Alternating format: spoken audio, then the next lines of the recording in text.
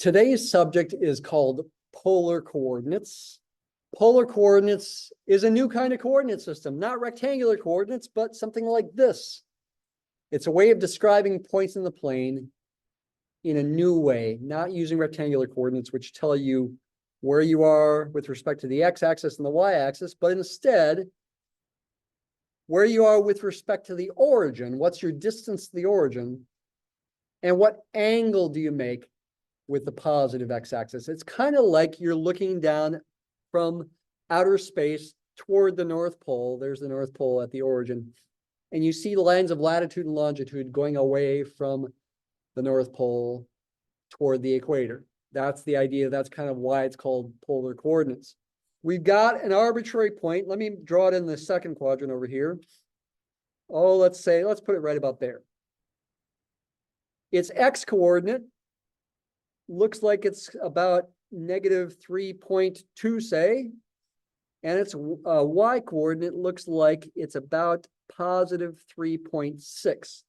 This point P has rectangular coordinates, also called Cartesian coordinates, that are the ordinary coordinates, x and y, approximately -3.2, 3.6. What are its polar coordinates? The first polar coordinate, called r for radius, is the distance between this point and the origin along this ray, or this line segment here. You could call it along the ray that goes out from the origin through the point. That distance is called r for radius, or radial distance. The angle is the angle that it makes with the positive x-axis. It's an angle, so we use a Greek letter like a theta or something. Yeah, that's the standard letter that we use here, theta. The polar coordinates of the same point, P, polar coordinates, that's an R in there if you can't quite see. Polar coordinates r, theta are approximately, how far is this point from the origin? Look at these circles centered at the origin. This circle has a radius of 4. This circle has a radius of 5. It looks like this point has a radial coordinate about 4.7, maybe. 4.7. What's the angle? Close to 135 degrees. This line, in fact, right here is at 135 degrees. About 130 degrees, maybe. If you use degrees, make sure you put the degree symbol.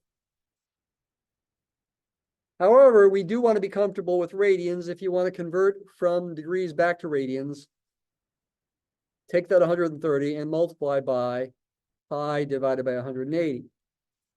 About 2.3 radians, say, around.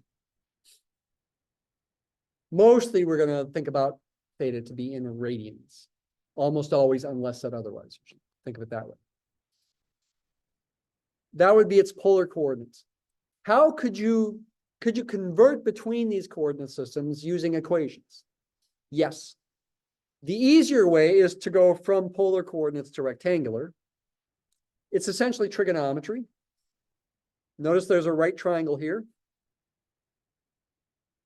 And if I think of this as x, where x is negative, about -3.2, and this is y, I still could use the Pythagorean theorem to figure out r, but that's not my goal here. My goal is to find x and y in terms of r and theta. You could think about supplementary angles and that kind of thing, but you also could think about the unit circle definition of cosine theta and sine theta. If you're on the unit circle of radius 1 centered at the origin, cos theta is the first coordinate of the terminal point and sine theta is the second. By multiplying that by r, I can find the x and y coordinates of this point that's not on the unit circle. What I'm trying to say is ultimately x is r cos theta and y is r sine theta. These equations are equivalent to cos theta equals x over r, sine theta equals y over r, though in this case, x is a negative quantity. For this particular right triangle, this is corresponding to cosine equals adjacent over hypotenuse and sine equals opposite over hypotenuse. If I thought about this particular angle, though again, we're in the second quadrant, so ultimately here x is negative, so that analogy doesn't quite work. So these are to convert from polar coordinates to rectangular coordinates. You might say these equations map r theta coordinates to xy coordinates. You can think of it as it's called a transformation, if you like. You can also go back the other way. Once you know x and y, you can figure out r and theta. It's easier to figure out r than to figure out theta. You can go back to this triangle and use the Pythagorean theorem to figure out r squared. The hypotenuse squared is going to be x squared plus y squared. So r is going to be the square root of x squared plus y squared. But what about theta? What about the angle? You can use either of these equations if you want, but if you ultimately try to solve for theta using either inverse cosine with the first one or inverse sine with the second one, you got to be really careful about realizing what quadrant you're in and what the range of inverse cosine and inverse sine are. Yes, it is true. I can use these equations. I can also rewrite these, by the way, using this equation as cos theta is x over square root of x squared plus y squared. And sine theta is y over square root of x squared plus y squared. And again, like I just said, you could use the inverse cosine or inverse sine to solve for theta, but you may not get the answer right away when you do that. The reason is inverse cosine always gives you an angle out in the first or second quadrant. In degrees, that would be between 0 and 180 degrees.